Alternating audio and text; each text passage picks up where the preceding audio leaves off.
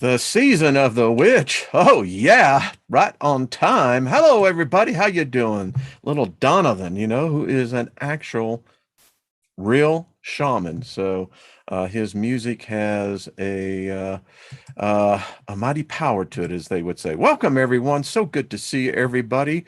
Welcome, and I hope that you had a great Saturday and Sunday for whatever it is or was. Hope you had a good time at it. Remember, it's your journey, nobody else's. So make the most of it for every day. Let's see. Yeah.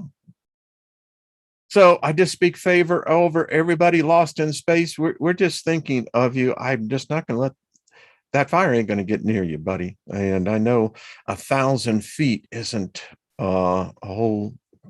So I believe that miracles happen every day, and we just call on the angels just to surround your property and allow not even an ember to land near that. So that's how we hang here, and that's how we're going to do it.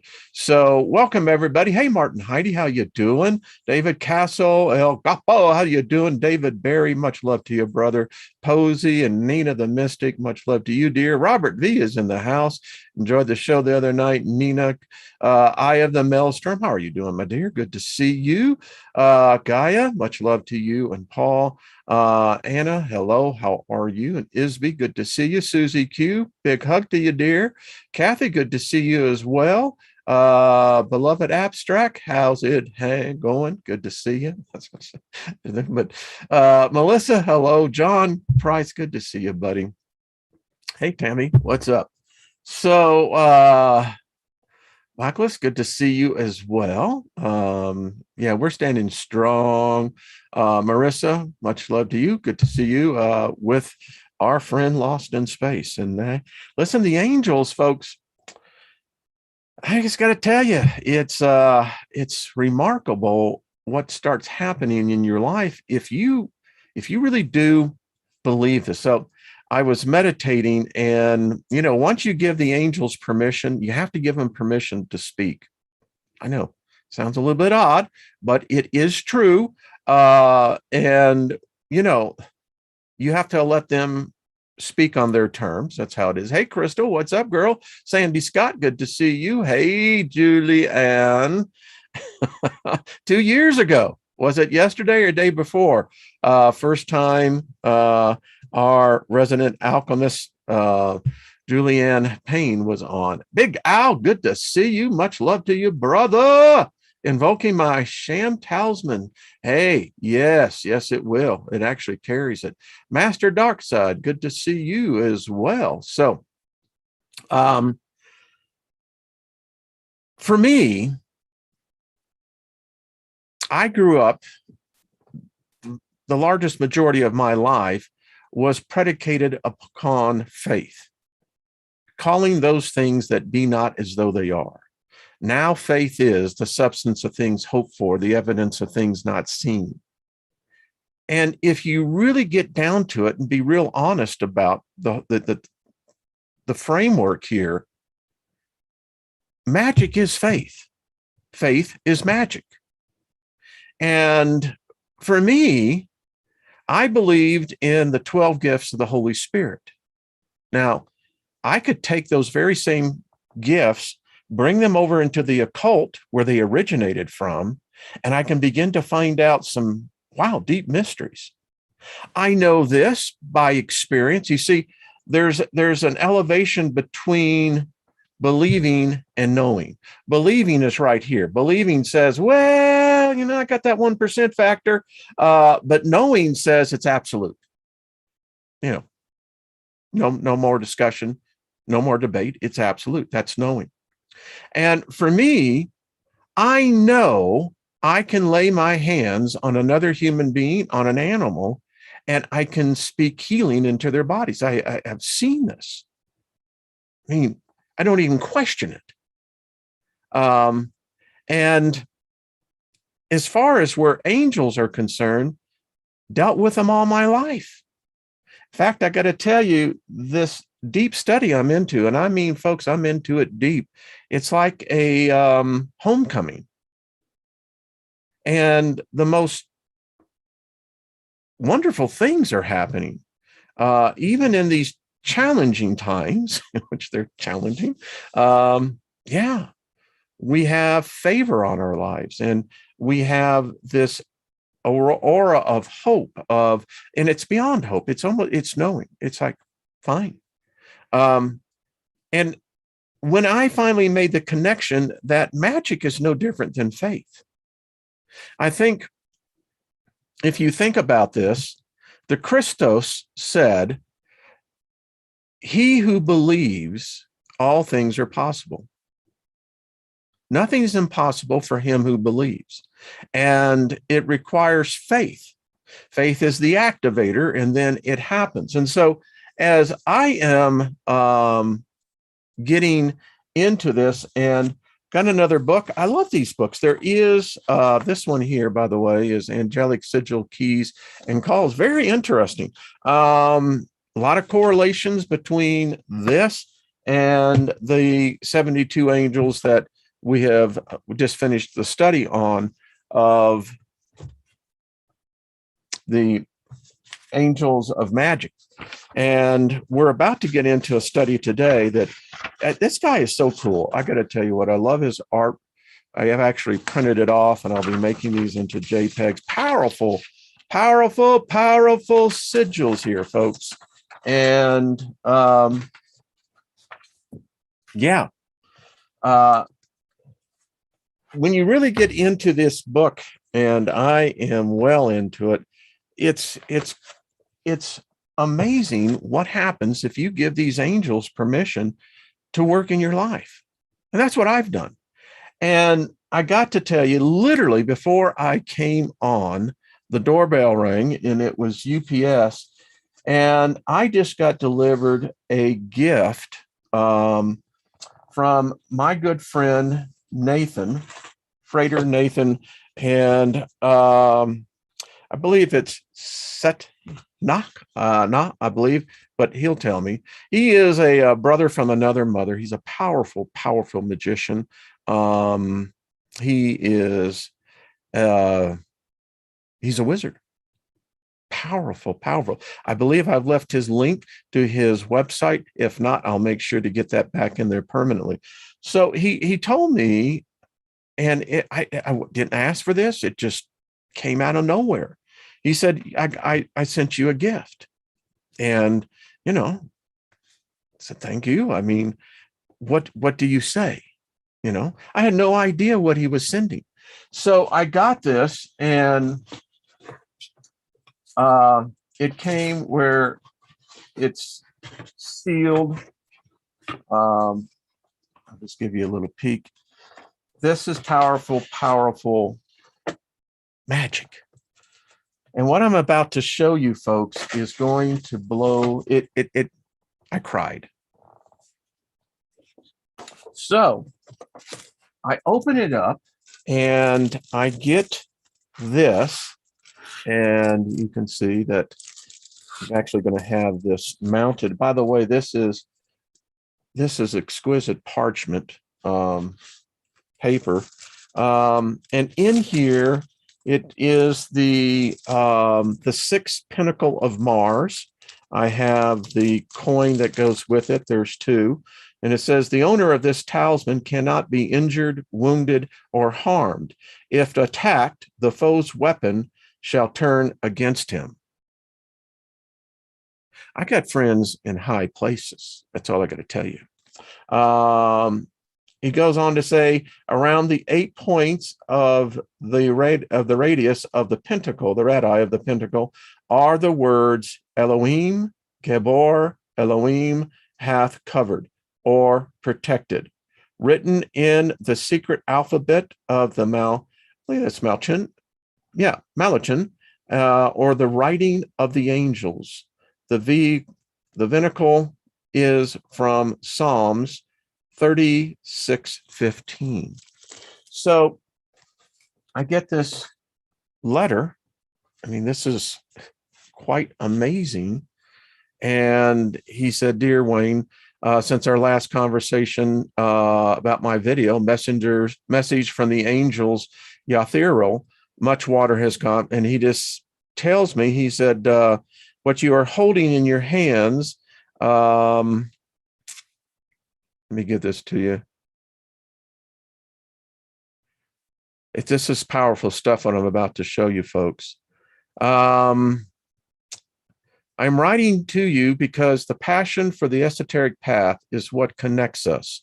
So the idea that once you read a book and then you may take a higher level and you can hold the enlivened symbol in your hands allows you to participate in the art of creation.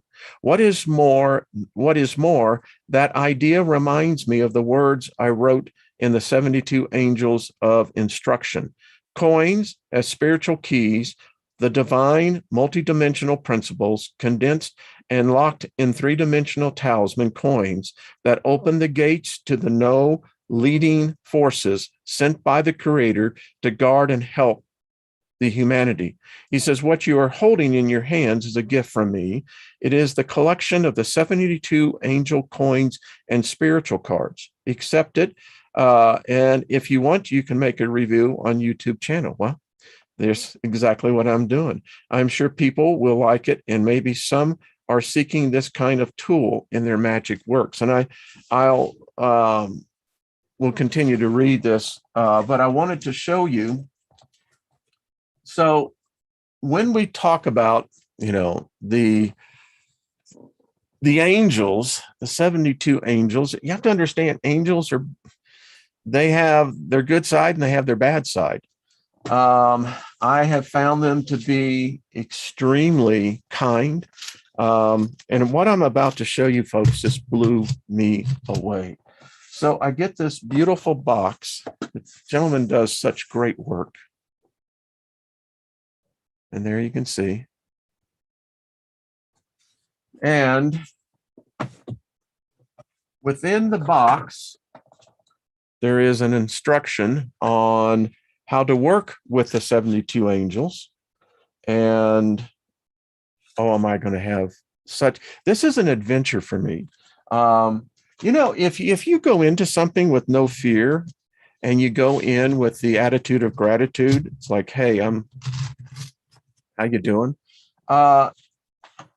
They reward you. And I have no doubt that this is just the beginning of many, many, many rewards, because I really, really respect the species and the divine ones as well. And I have this beautiful deck that's not like ours that we're doing, Big Al's doing, and Big Al, I can't wait. Folks, he is doing fabulous work. So allow me, I will pull out one of the cards so you can see what I am talking about. Oh, it's just like pulling out some cards of, my tarot cards. So this is, I believe this is Jalel, Angel of Love and Wisdom. And what you have is this. Gives you what this angel does. Patron of love, fertility, human relationships, friendship, partners, couples, marriage, family, motherhood. Teaches reliability, fidelity, and tranquility in relationships. Overcomes difficulties with finding a partner. And you can see on the back, there is a corresponding coin, right? Now, give me 1 second here. So, Nathan, I'm assuming you probably charge these. Folks, wait till you see this. So there's this genuine leather bag. I mean, you can actually see it, folks. This is powerful stuff. And again, I'd strongly encourage you, if you're looking for good material, we'll definitely in it. So in here, I expressed this last week. Y'all, it. I said, I'd like to have all 72 of the angels. And so what he has gifted me, and may it be returned back to you, Nathan, 100-fold in kind, are these beautiful handcrafted stones, which has the sigil of the angel, along with the angel's name.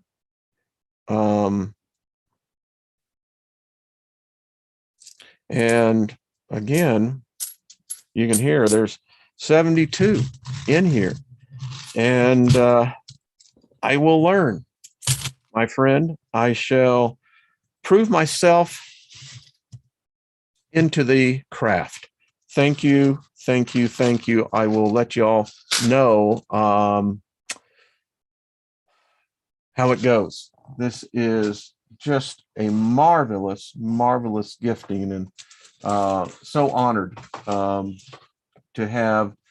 Folks, this is what this soul tribe is made of. We have so many powerful, powerful people amongst us. And you know how I know that they're powerful? Because they very seldom say everything. They very seldom say anything. But when they do,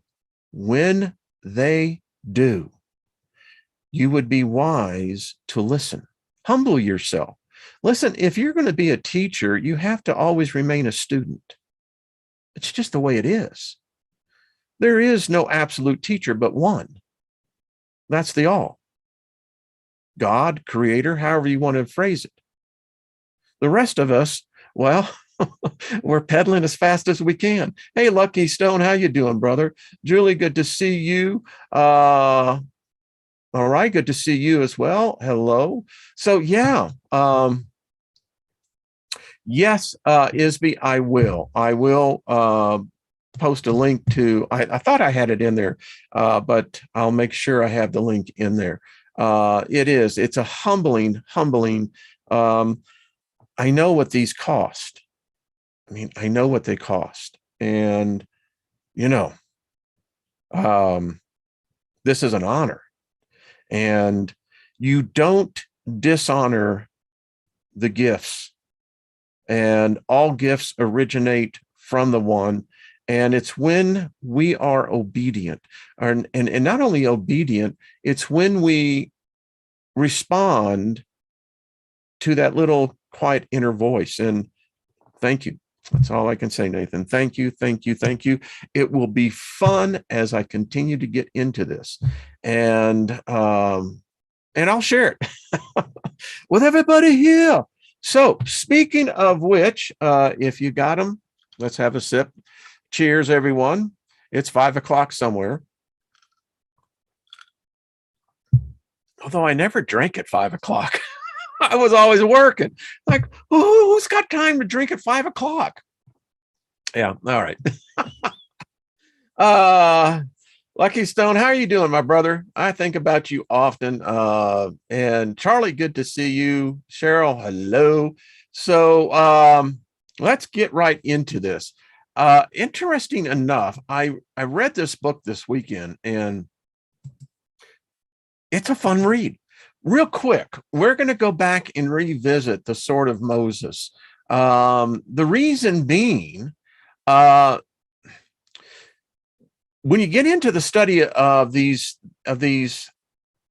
species, that's what they are. They're a powerful species, and they love us. But they also have emotions, and you piss off an angel, you just made that angel a demon. Does that make sense? Think about it. But anyway, going back and reading this document, it now is beginning to connect. Okay. And this is where a lot of what I would call the modern day reemergence of this species, and they've been with us from the very beginning. It's replete in every writing that's out there. But anyway, we're going to get into this because, and again, you can get this at the Collection of Sacred Magick, the Esoteric Library at www.sacred-magic.com. A lot of good material there. I've spent a lot of good material. That's all I can say. So anyway, we're going to get back into this because, not right now, but I just wanted to show you. So a lot of this, when you look at this, you're going, what the heck? What? Hoo, hi, ha, hoo, ha, ah, ah. You see, it's almost like you're trying out for choir, but there is a powerful message embedded, is what I'm trying to get to. All right, moving right on along. This book is not in print. If it were, I would buy it. The author has just apparently not reprinted this. And John, I wish you'd think about it, because this is actually one of the most freaking practical books I've read. It's so much common sense. You go, okay. It says, could you be a wizard? No single experience will make a person any more suited to the practice of magic than any other person. Given proper instruction and application of knowledge, anyone at all can practice magic effectively. No deep secrets or higher levels of initiation bar the student from access to even the most fantastic of possible magical effects. In the course of pursuing these, advancement does occur. It does. It just comes naturally.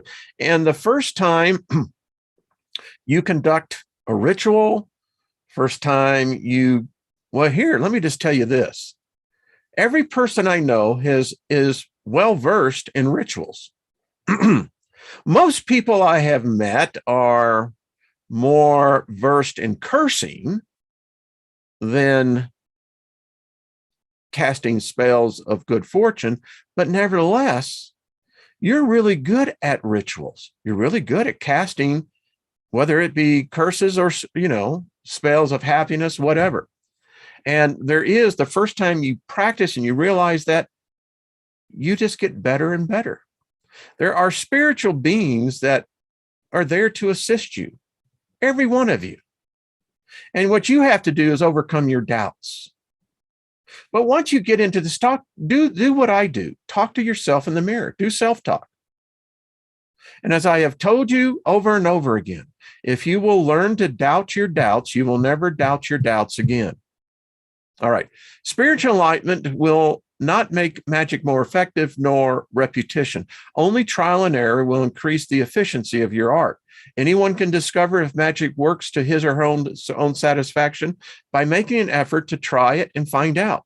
Volumes of literature exist on the subject. Collections of assorted spells appear in nearly every major bookstore. When deciding which one to attempt, foolish assumptions may guide the aspiring magician into doing something ineffective or unwise. There are those spirits over there that are ever out there to jack with you. Listen, if you have friends like we have friends here, I think Nathan can put the same protection around everyone. I'm saying that without knowing, but it does kind of give you kind of this feeling like, oh man, yeah, this is like wearing a brand new suit, man. Tailored for you. You're kind of putting it on and going, yeah, man. You see this? I got this protection around me, and I got my posse, and you don't want to mess with them. You just don't want to. I don't even have to sick them on you. I mean, this posse, they're so zealous that, they get a little jumpy. Know what I'm saying? Yeah. Okay. Ineffective spells often result from self-made innovations performed without first gaining a foundation in known related magical works. Unwise spells usually satisfy an immediate need at the expense of future pleasures. Boy, there's your golden nugget right there today. You got several of them earlier, but anyway. How then does one begin well in magical experimentation? I suggest obtaining a deck of at least 100 index cards. And this is interesting how he went about this. Go out and find as many spells and practical instructions as possible concerning yourself only with magical actions promising an observable effect. You will find many of these in this book. Strive for diversity of technique and application in this selection, and use no more than 10 spells from any single source or author. Avoid any ritual designed to produce a psychological or spiritual state without any effect otherwise. Avoid also any method that you cannot write on a single card. Simplify. All right. Shuffle the deck once completed and draw a card. Immediately write down the date on the reverse of the card. Whatever kind of spell it describes, find some use for it in your life and perform it as soon as possible.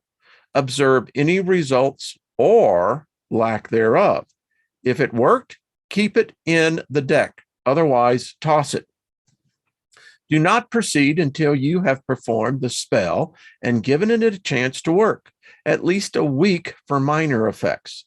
Then draw another card and do the same thing until every remaining card has a date on the back. You may find yourself returning to the best of these spells long into the future. I mean, hello. I mean, if you're serious about this, you are.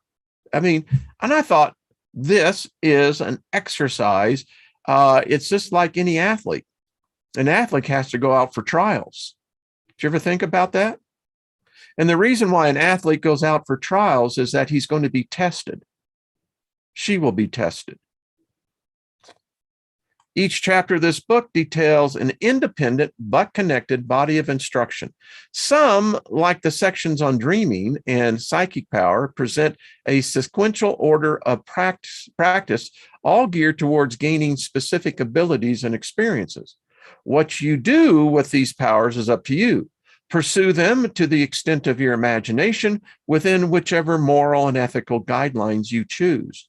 Earnest students are encouraged to follow these instructions to the letter and innovate upon them after completion. A safe, sensible advancement in magical practice can be gained using the power system. So the power system is this. You have in this grid, you have possibilities, you have hypothesis, make assumptions about what you can do. Occultism, integration, gather related information and material, work, experiment, choose a procedure and perform it, elevation, observations, confirm or deny the desired effect, refinement, conclusion, make adjustments based on results and efficiency. It's modern day organization. You ever work in Visio? So what I do is that, anyway, I won't digress, but a very simplistic example of this system might involve a person who begins with the assumption that he could shoot fireballs at his rival in love. After searching through available information, not discovering any recipes for fireball making, he may follow the procedure from Dr. Congo's voodoo spell kit. To his great surprise, the rival gains the precise affliction conjured by the kit, thus confirming the effectiveness of the spell. In future work, the dabbler will probably opt for similar methods on the assumption that they work, rather than wishing in vain for fireballs springing forth from his fingertips. If repetition of the effect proves necessary for some other target, the tried and tested method will make his work more efficient and offer a springboard for alterations in the procedure. He may renew the power cycle by substituting thorn tree nettles with actual pins and judge how this affects the outcome. If he finds it satisfactory, he may adapt other portions and thereby generate new spells. Hey, Kazhawks, there's our dragon. Cool looking creature. Okay, protection. Frauds and magicians alike often prey on the ignorant, weak, and careless. Champions of the weak, ignorant, and careless will find this section of invaluable use. Wicked minds full of dire deeds should consider well that even their greatest ambitions have no absolute hold on the reins of destiny. All magic has its undoing, which we present for your protection. Reality test. Many people seek to add drama to their lives through assumptions of supernatural activity.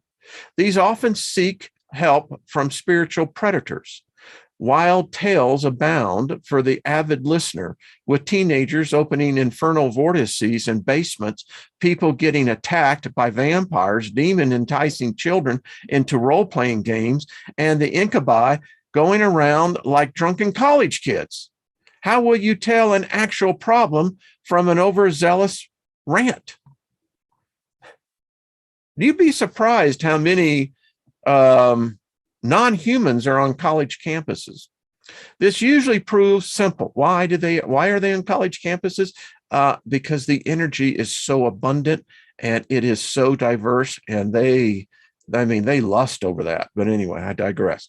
Many action seekers use terms or entities popularized by the media to give their dilemma greater impact.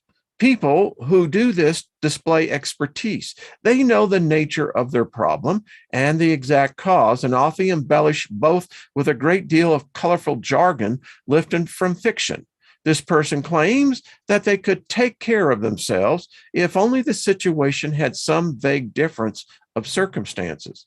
Next, you have the naive individual bamboozled by others.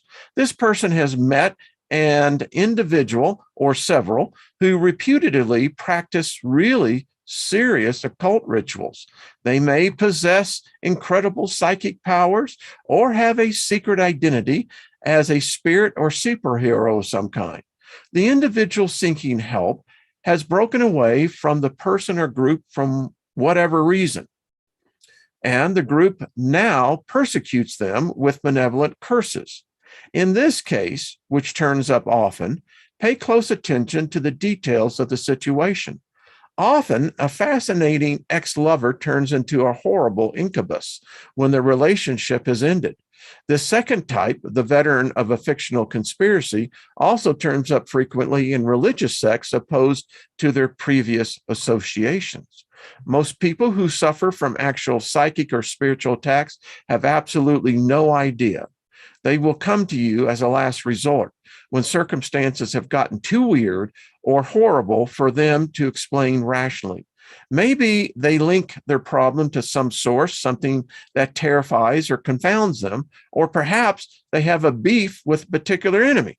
In either case, they will almost always voice concern about their personal sanity. On the rare occasion when you find someone you believe about their supernatural dilemma, this book will prove invaluable. And may I add, that's why you get to know the angels. Someone wrote me this weekend and said, "Why are you doing this? Why are you playing with angels? This is dangerous." That's lunacy. There's nothing here. It's like driving a car. Are you not going to drive a car because of the possibility that you could get in a wreck? What, do you ever consider that when you get in your car that, oh my God, am I going to die? I mean, oh my God, my car might. No, you turn the goddamn ignition and you go. You don't think twice about it. It's the same thing here. Not saying that there aren't risks. Bet your sweet ass there's risk. But anything in life that doesn't have a risk is a fraud. So jump in. Don't be afraid. The water is just fine. They're not going to bite you. Well, most won't bite you. Banish area of specific entities. Iron has the peculiar property of directing magical energy away from it. Here's a lesson, folks. Write it down. We can see this property, or at least a belief in it, exercised in burial grounds from the most ancient prehistoric tomb sites to present-day cemeteries, wherein the bodies of the deceased rest surrounded by iron bars, presumably to prevent them from disturbing the living. Do you ever wonder why most graveyards all have iron rod fences around them? You ever wonder why most mausoleums have iron in them? Because the dead be restless, baby. They ain't dead. The power of iron has made empires fall and develop, and countless warriors have died from wounds inflicted by this metal, which forms a large part of the sun and sits in the middle of the periodic table. It has brought glory to those who wield it and terror to those who have stood against them. Its power in the realm of spirit differs very little from its power in the heart of man. Barriers made by it have no more power to intimidate than that which made the barrier. When attempting to clear a space of the possibility of interference by hostile magical powers, whether brought by spells or by spirits, use a deadly weapon made of iron. Use the item itself to mark the area requiring protection, whether by drawing the barrier on the ground or by brandishing it to the far edges of the place. Declare aloud that all spirits must depart the space defined by your movement at once, and use the item to make signs contrary to the type of influences you hope to expel. This implying you have to have some knowledge then of sigils, etc. By the way, I've told you before, you can walk your property, and all you have to say is, every step my foot takes has been given unto me. I assigned my protector, I assigned my angels to guard and to never allow harm in. And the psalm you would use on that would be Psalms 91. See how it kind of works? And you're not being religious about it. You're just saying, hey, I want to protect my space. Yeah, anyway. It may help to remember this as the base method to banish an area of specific entities. I love that. So practice some base, baby. Boom, boom, boom, boom, boom, boom. The spirits love to dance too, especially if you choose to walk around the area as if making a circuit of bases in baseball. The protected area will remain protected only so long as you remain within its physical boundaries, and will not necessarily protect you from the intrusion of solid objects, people, animals, fire, disease, or anything other than magical influences. I have to take exception to that, but hey, you have to be open-minded. Remember, a reed bends and always stands again. Prevention. Convenience requires a more efficient form of magical protection than that offered by immobile magic circles and other stationary banishing. Artifacts made to serve this purpose exist in almost every culture. The nature of these amulets varies so widely as to prohibit a comprehensive listing here, although they share common attributes. The protective talisman will always convey some fundamental opposition to the forces from which it protects, whether the design represents a deity, a natural phenomena, or some other form of incompatibility. The object chosen for the device may include a design to protect from a specific type of influence, such as the inclusion of writing described the particular effect desired. Common forms of protective amulets include those worn as jewelry, carried hidden, or left in auspicious places around the home. When choosing the type of protective device needed, first examine the target of possible attacks, and then determine the nature of those attacks. Obviously, if you feel that your home requires protection, your defensive effort should include more than a charm worn by you. And if the attacks affect you personally, take measures to protect yourself outside of your home. Undoing. The complexity of magical formulae is evidenced in their inherent fragility. Performing a spell incorrectly or omitting a key component will cause it to fail. Tampering with its media will cause magic that has already taken effect to cease or even reverse. Many spells operate by a physical item brought into contact with the victim, and any person in possession of these items can undo the spell cast through them. This sort of conjuration is almost always done as a dirty trick of some kind, aimed at gaining an unfair advantage over an unsuspecting target. But this imbalance of justice is easily readdressed by the destruction of the object intended to carry it. Knots, hear this out, folks, knots may be untied, images may be smashed, powders scattered to the four winds. If it so happens that a person has been cursed in secret, and how many remember us growing up through high school and going through school itself? We were masters at magic. We thought we called them cliques, being in, the in-group, etc. And if you ever got kicked out or broken away, you can find out how vicious they really become. Yeah. None of the elements, the spell, if it so happens that a person has been cursed in secret and none of the elements of the spell are available, the spell can be undone by carrying out its intended effect in a manner that is agreeable to the victim. If one seeks to injure you, inflict an insignificant wound on yourself. If a love spell is cast, fulfill it in written words. These actions render the spell impotent by allowing them to work in a premature and relatively harmless way. Binding. Bindings become necessary when an individual persists in a repeating pattern of abuse, yet remains undeserving of retribution. Examples of such include the amorous or unwanted suitor, the irritating house guest, and the careless or foolhardy person in positions of responsibility. A well-placed binding will make these types of people less dangerous, whether or not they use magic in attaining their unwelcome pursuits. I can see a lot of world changing being done here. Just got to let people know. The simplest and oldest bindings involve knots. A length of cord assumed to have a connection to the target or a strand of their actual hair is tied into one of several knots.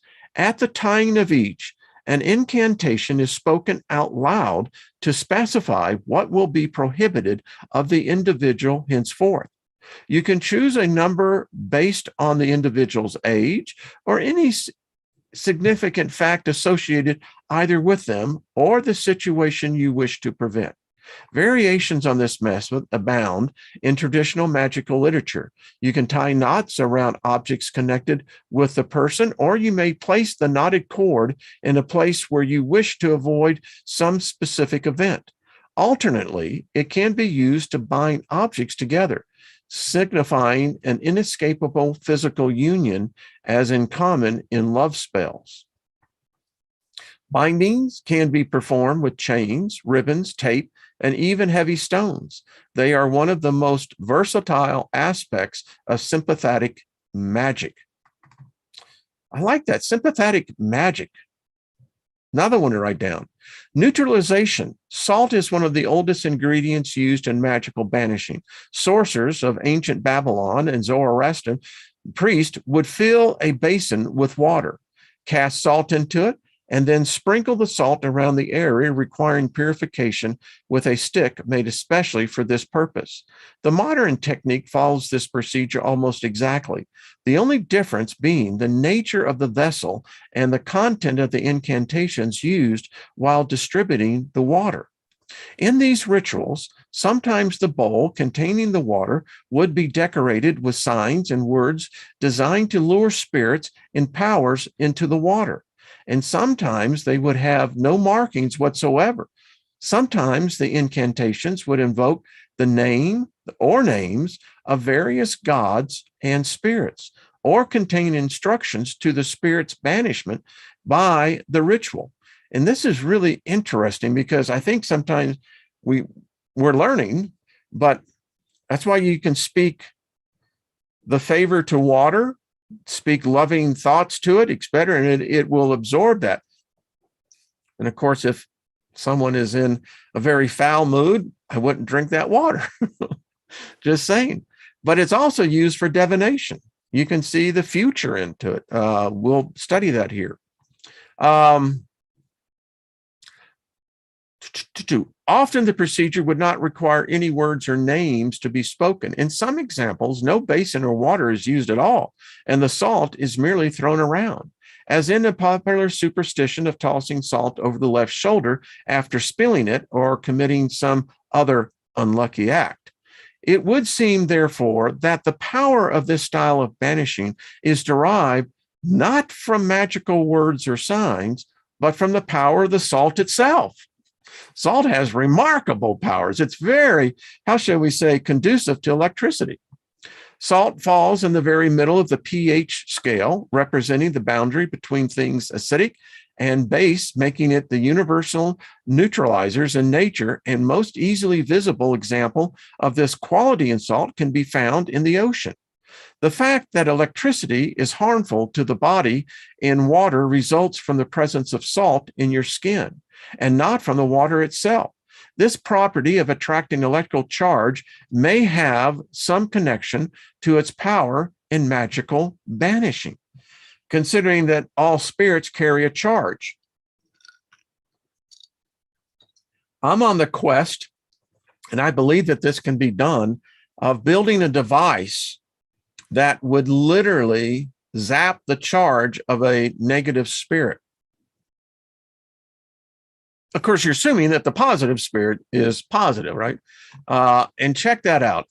I have to tell you, I was meditating on this and I actually drew it out. It's, I love where they take you. Sorcery. Dun, dun, dun, dun. I've learned these things from witches. First, understand that real witches are rare and strange. And next, understand the common ties between the numerous unrelated lineages of their craft, the pact.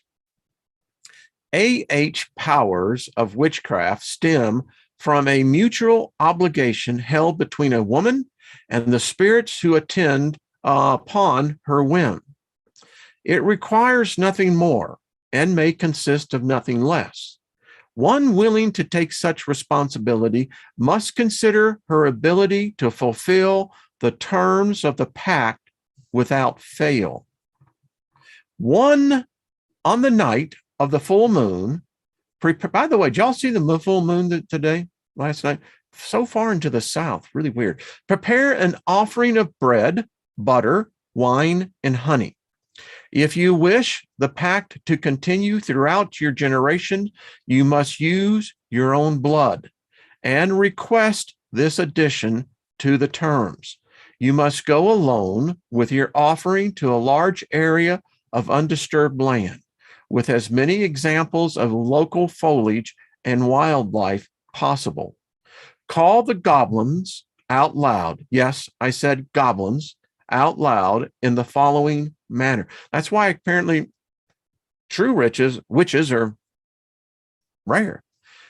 So you say, spirits witnessing this rite, all of you, I invite you to come forth and partake of this offering, which I have brought here for you. In return, remain with me here until I finish. Then you may come forth to feast. I thank you all for your attendance. Goblins usually manifest as the shades and noises of things which once dwelt in the chosen place and have little power beyond there. Some of them take offense easily, and since you will depend on them as agents to carry out your desires, do not seek to banish or dominate them, but approach them with gifts and a desire of cooperation. When you have their attention, make your promises.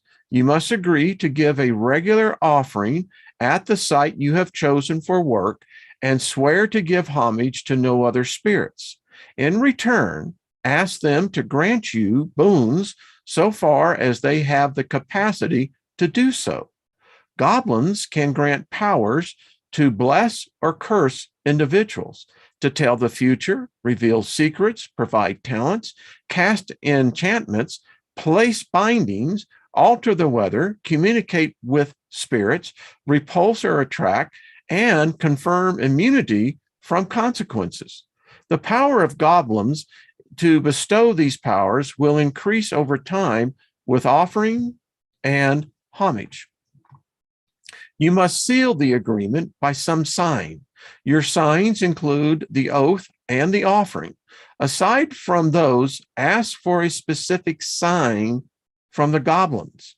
Ask aloud for any possible, though unlikely, sign of nature to appear immediately. Animal sightings or sounds, a falling tree limb, or a great stirring of leaves. If you do not receive this sign, your call went unanswered, and you must try again on the next full moon. Dedication, baby. That's all I got to say. All right. If you do receive the sign, you must thank the spirits again and depart from the area. After this, you might wish to invite others to join your pact. This will give the goblins even more ability than your solitary attention provides, and a wider range of effects. The powers. A witch who has secured the fellowship of the goblins need not perform any further ceremony in order to exercise their powers, nor learn any arcane charm, for the horde will ever observe her and listen for her instructions. Without having made the pact and gained the sign of its acceptance, the witch may use none of these powers, and a witch who betrays her obligations will find them turned against her. The eye. The envy of a witch corrupts that which provokes it. Whatever you look upon with spiteful covetousness will come to ruin at the hands of your goblins. Guard therefore your eye. If you do not wish to do this unawares, and if you find yourself unwilling to cause this harm, spit upon the ground as a sign to spare the source of your scorn. To bless or curse. You must speak a specific blessing or curse out loud to its target for it to take effect. If a witch has not the audacity to do such a thing, she may take some object belonging to the person she wishes to affect and secretly instruct the goblins to help or harm the one who possessed it. Prophecy. You will have foreknowledge of things that will affect you personally. This will come unbidden, but you can ask for dreams of what will come to pass in the following day. Revealed secrets. If someone keeps a secret from you to hide shame or conceal malice, the goblins will make plain to you the illusion which guards their truth. Talents. If you do not know how to do something needful, a whispered call for aid will grant you the ability. Enchantments. Enchantments cast on objects to make them special in some way. These you may give as gifts or keep for personal use. Enchantments can attract love, bestow health, deflect injury, or the evil eye, or increase the efficiency of weapons or tools. To enchant any object, you must hold the item and say out loud the quality you wish it to possess. Bindings. A binding consists of a blessing or curse that comes with special conditions. Say out loud the blessing or curse you desire to create and the action that the target must take to gain or avoid it. This you may do in person by spoken word or in secret, as with blessings and curses. Weather. To control the weather, take some extra offerings to the place you wish to affect, that the goblins may persuade the winds and the waters to do your bidding. There you must call to the spirits to bring the weather to you that you desire, presenting your gifts. Communication with spirits. You may speak to any spirit, and they will hear you. Merely address the spirit out loud and speak what you desire. If you wish to hear a reply, you must give them permission to speak. To repulse or attack or attract. This function in the same way as the enchantment, except that you must call it upon a person or yourself instead of some foreign object. Describe out loud the thing or quality you wish to draw or keep at bay. You're finding out that words really have a powerful effect here, huh? Impunity. If you find yourself entering a situation with unpleasant consequences, a whispered cry for aid will remove you from it. You must mention specifically the action you will take and the consequence you wish to avoid. The familiar. A witch may request a personal assistant from among those spirits who serve her. These spirits require consistent attention and regular conversation. Interesting, isn't it? Well, around my house, I must have a freaking theater full. Animal familiars, as opposed to spirit familiars, have somewhat diminished capabilities. Those limited to the animal itself, but offer less personal intrusion. This creature will come to you and join you willingly, therefore, thereafter performing such tasks as it can according to your wishes. To avoid bothersome and often irrelevant conversation, you must keep spirit familiars active with assignments. An animal familiar has the advantage of performing physical feats. They show remarkable intelligence, as the animal itself merely serves as host for the goblin, which has elected to enter into your direct servitude. It shares little in common with ordinary pets. Ask for an animal with the characteristic skills you desire it to employ.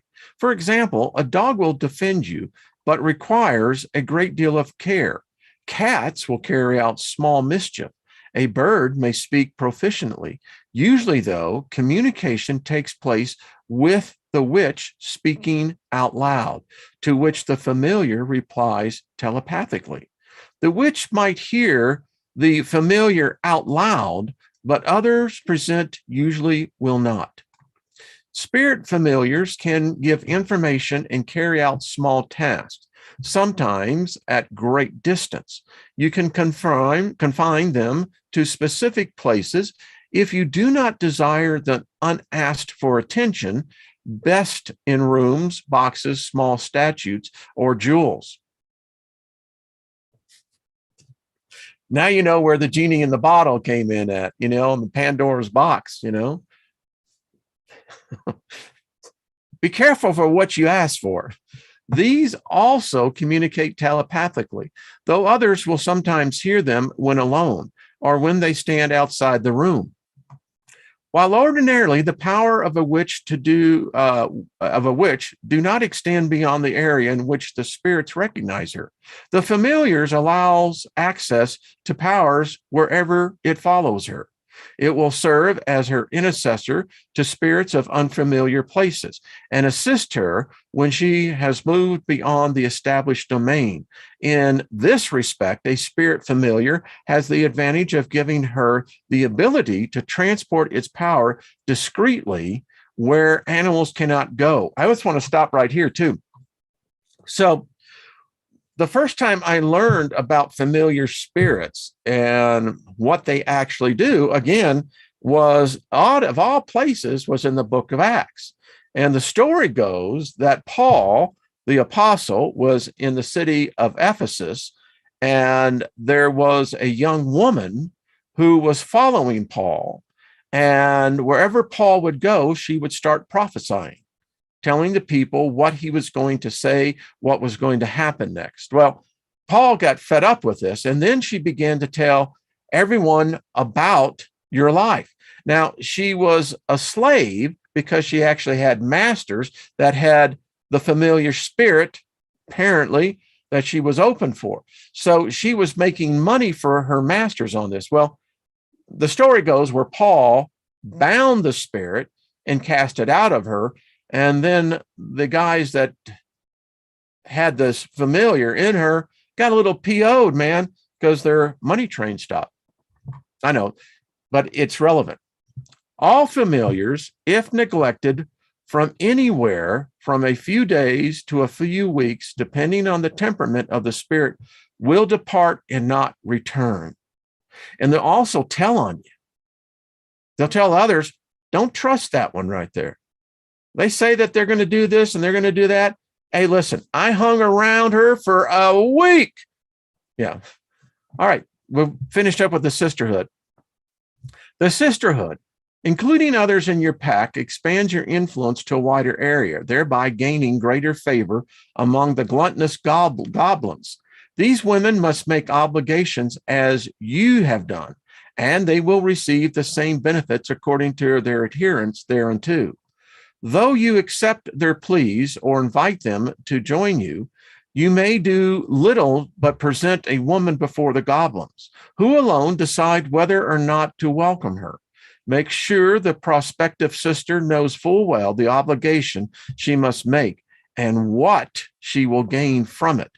Unless your compatriots come from distant places, you may find in them competition for the powers you enjoy. Other witches in your area may also exist unknown to you, adding also to dispute over territory. Though you can do little to rob them of their own pacts once made, you can prevent betrayals by your own sisterhood from the beginning. In order to present a woman to the goblins, a petition for her acceptance proceeds as follows. You must go again to the place where you have chosen to work, taking with you the regular offering. The prospective witch must take her own offering as well. Though she should remain silent through most of the ritual, wisdom dictates the need to swear any applicant to secrecy without regard to the result of her initiation.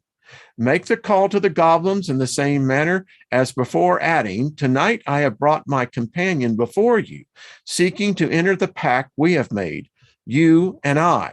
I know her by the name," say her name. "Tell the goblins that she will make the regular offerings as you have done, and if she would do them elsewhere, then name the place. Tell them that she has renounced the worship of all gods, divesting herself of her token and promising to never again give them homage. Say furthermore that she will abide by the terms you have given to her in bringing any others to the sisterhood. To ask her affirm her oath like this: do you swear to abide by the pact that I have created? To which she replies, yes. Then you must make clear to the spirits that she may not betray you or use her powers of witchcraft against you.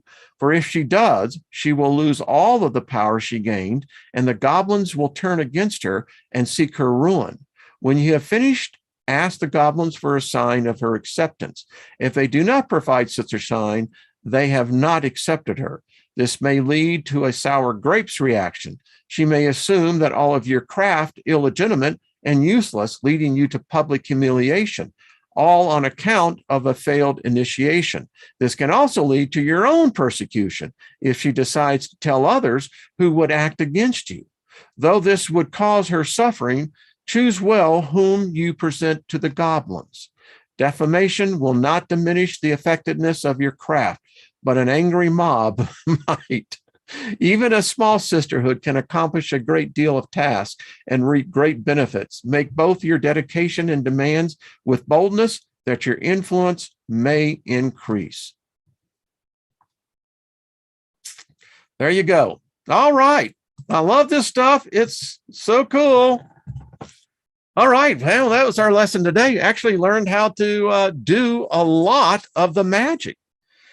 And it's just a matter of perspective. Is it magic or is it ritual? Is it conjuring or is it calling? I mean, come on.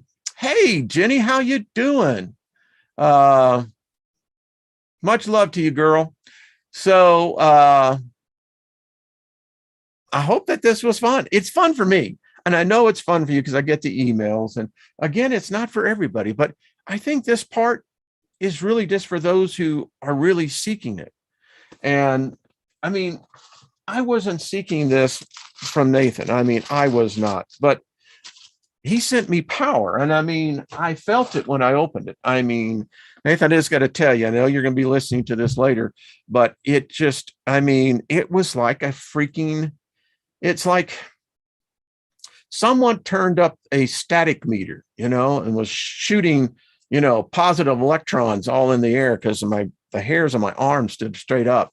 So isn't this fun? I mean, and wait till I get further into it. I mean, this gets even better. I mean, these are practical applications. He gets into everything to show you. Do I have, I got to show you all this. I mean, as he grabs his books, or maybe it might be over there. Yeah, you come into my office, it's like a mad scientist in here. Oh, yeah. So, see, I've read the book already, and so I printed all these out, and this is really cool. Really learning palms, you know, how to read a palm. You could do this, gives you perfect instructions. And if you got the angels around you, they're going to help tell you. They're going to tell you, you know, a little bit more, but it is so cool because here, you know, I'm taking Lynn's hand. I go into the living room and I said, let me see your hand. And she's like, what? And, you know, so I started using this. And of course, we're at that place in life where we look back and you can say, well, yeah, that turned out to be true, you know. All right. I don't want nothing to do with overriding someone else's free will. Boy, that's true. But understand, Isby, is that there are those fools that will try to curse you. I've had it. And in the years that I've been doing this on YouTube, there have been a couple of times that someone tried to really put a hex, but it didn't work. And I pity poor fool now that tries it. You got 72 of the most powerful badasses that are around. And they're on our team, folks. All right. Big Al, you're most welcome. Thank you, everybody. This is fun. And we'll get into it tomorrow. I got Miss Trina on a second look. We'll probably continue to talk about this. These are all modalities that we're going to learn. We're going to learn tarot together. We're going to get the group back again, and we're going to have a little refinement to it, but it's going to be fun. We're going to employ the magic that we're learning here. We're going to learn to cast spells as a group. And we're going to set it up to where we can make sure that the group is like by invite only, you know. Have to get someone to coordinate that, but we're going to do it. Yet another lesson. Indeed, Gilbert, that's what it's here for. It's fun. And again, I will certainly let y'all know as I continue to become much more familiar with these coins and subsequently how to use them. So, and I know someone's going to say, well, aren't you afraid of these? No, no need to be afraid of them. You know, it's kind of like you going into your own birthday party and you're afraid of all the guests.